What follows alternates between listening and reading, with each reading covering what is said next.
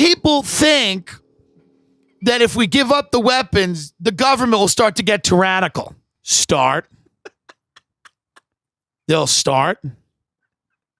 What do you think the government would do if we didn't have the weapons? Let's think of it. Let's brainstorm. Do you think potentially the government might start spying on everybody, listening to their phone calls and reading their emails?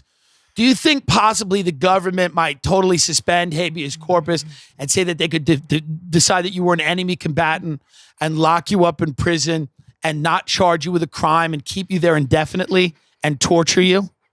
You think the government would start doing that?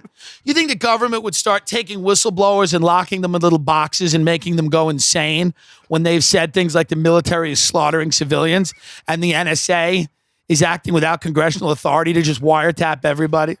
You think the CIA might start spying on the Senate Intelligence Committee and destroying tapes of their interrogation, which many people and experts have said is tantamount to torture? Do you think the elites would start engaging in illicit sexual behavior like pedophilia on private islands? And that if that ever came to light, they might potentially murder the person who was about to testify, even though he was in a maximum security prison in New York City?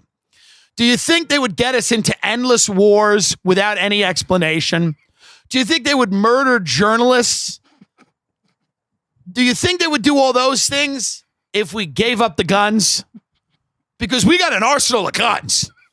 And everything that I just mentioned is fucking business as fucking usual.